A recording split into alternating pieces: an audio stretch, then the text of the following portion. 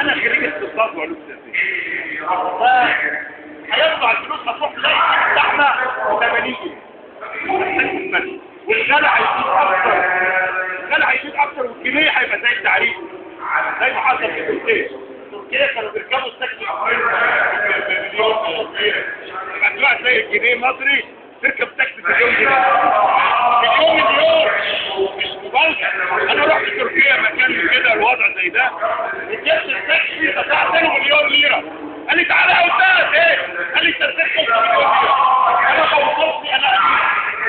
انا بوصلت نص مليون بس نص مليون، انا فرحت كنت خدت نص مليون بعد ما جابوش سندوتش، اخدت منهم نص مليون ليره ما جابوش سندوتش.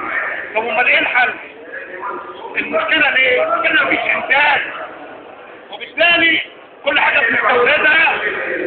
الزراعه والصناعه ده موضوع يطول شرحه، الانتاج وضرائب.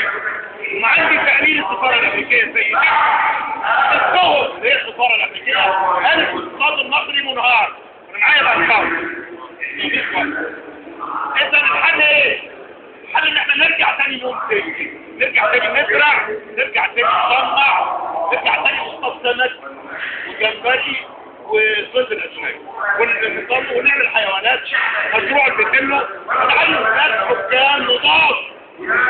وبالتالي احنا عايزين نطهر اجهزه الدوله عشان ما تتنقلش. النهارده ده بيفصل بين العين التوسيع والانتاج، مين اللي بيوزع؟ الحكم المحلي. في افسد من الحكم المحلي؟ مفيش افسد من الحكم المحلي، وبالتالي مفيش حل. غير مشكله الصرف الحل دلوقتي مش محلوله ازاي؟ ناس القاهره بتتحل في حته وحته ده، وفي خمر بيوزعوها مع الزباله. شوفوا وصلنا لايه؟ واحنا والله ولا غزه، والله غزه احسن. عرضيه الزباله في خمر بتوزع عليها.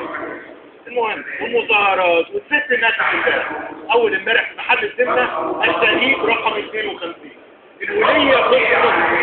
الوليه تدخل في الطابور وجالها بالحيثوبه وماتت، ومعظم اللي ماتوا في الشارع. فيسنا بالاقدام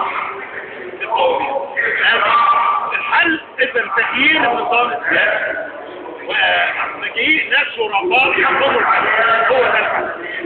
لان دول جربناهم 30 سنه، نجرب ايه تاني؟ هنجرب ايه تاني؟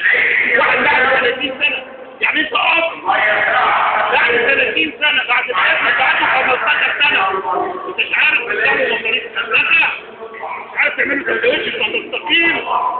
كده في ابهات انتحرت، انا شفت في ابهات انتحرت مش قادره توكي بلاش. الدوله الحكومه اللي مش قادره بقالها 30 سنه تحل مشكله العيش، تروح تجيب غيره، تجيب غيره من العصيان المدني. دي النقطه الثانيه، مين اللي يقول لك الحته دي؟ انا الناس الانتقالي من كل القوى الشعبيه الحقيقيه، واحد من الاخوان المسلمين هو يستقيل ويتفضل يمشي، وين هنقعد نعمل بدل ما هيبقى كل شهر هيبقى كل اسبوع، بدل ما كل اسبوع هيبقى كل يوم، هنقعد نتفق ونعمل حاجات ثانيه.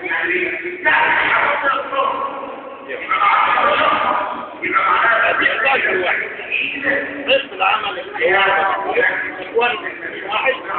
دايما بعد الحكم الفردي يجي مجموعه تحكم. حصل بلدوي بعد حصلت في موريتانيا بعد ما مشي والابتزازه، حصلت الى هنعمل لجنه تبادل الحكم او يعملوا انتخابات بعد انتخابات بحقه حقيقيه زي بتاع واحد من الاخوان المسلمين، واحد من الكرامه، واحد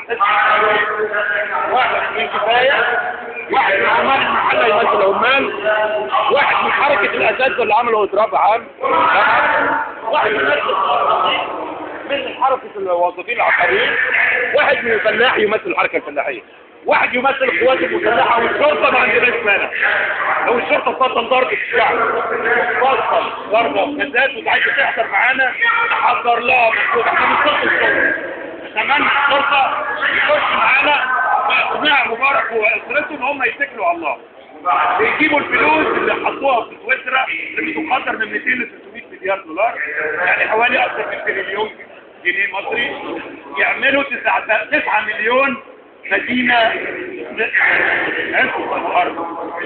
مدينة واحدة 9 مليون مدينة تسكن 20 مليون زي أرض ونحل مشاكل مصر ونشغل